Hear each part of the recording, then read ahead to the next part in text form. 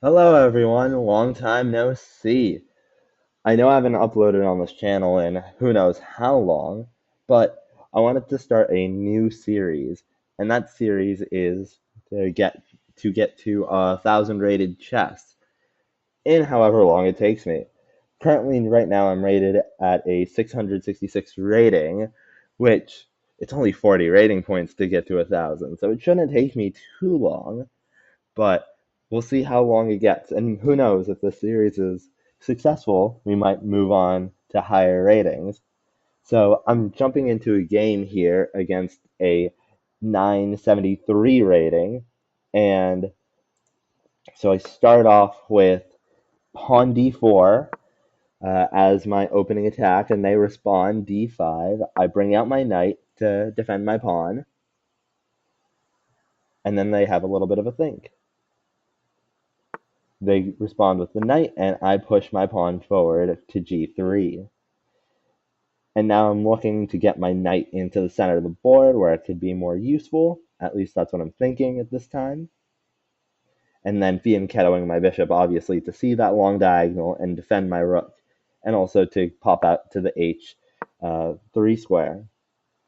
Castling my king is what I'm thinking of next, as he brings his bishop into the center of the board. And so I castle my king, thinking about bishop's f4 and eventually taking that pawn, because it could be a weakness if the queen moves, because it has no other defenders. He pushes his pawn up, and I place my bishop on f4.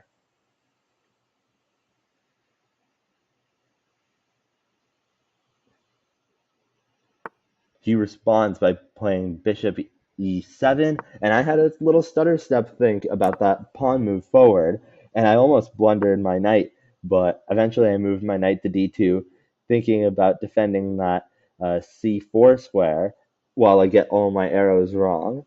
The knight defending that c4 square, and now he's having his long think. Eventually, I want to centralize my knight and push that c4 pawn, and eventually push it one more to prevent the movement of the bishop on e7. And I'm also thinking about moving my knight all throughout the squares, giving a little demonstration on how the knight moves as I just continue to wait for him. They play knight e4, and I push my pawn to c4, and hoping to block out the movement of that bishop on the left hand side of the board.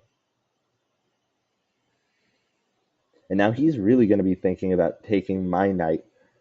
But if he takes my knight, I think about responding by taking back with the queen. But I initially think about taking back with the knight. So I do move my queen forward. He takes my hanging pawn. And then I think about moving my queen, but I think it's better to centralize my knight in this position, take the hanging pawn there. And then I was also thinking about, hey, if I didn't take with the queen and I took with my knight, I still could have taken the hanging pawn by moving the knight from d2 to c4 while he's having his long awaited think.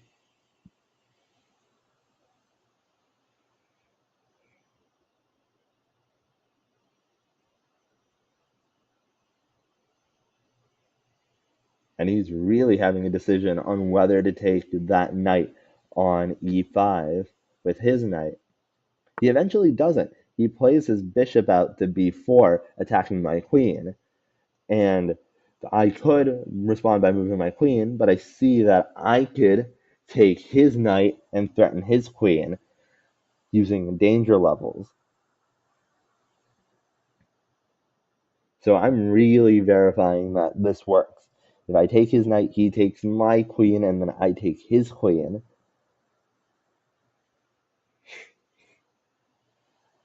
And so I eventually commit to taking his knight.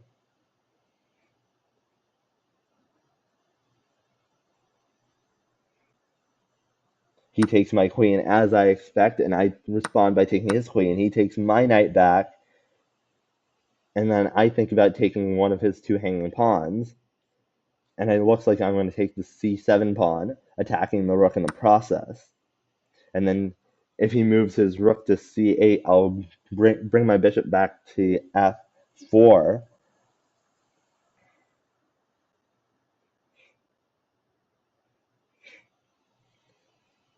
Since bringing the bishop back to f4 will prevent him from taking on d4, d3, e3, I should say, quite easily. But then he blunders his rook, and I just take it. And he calls it quits in the game. And so now we are up to a 976 rating. So we're only 30 points away from the 1,000 rating points. So a couple more games, and I think I should get there. But you know how chess always is. You win some, you lose some. So that's the end of the video for today. And with that being said, thank you so much, and have a great rest of your day. Peace.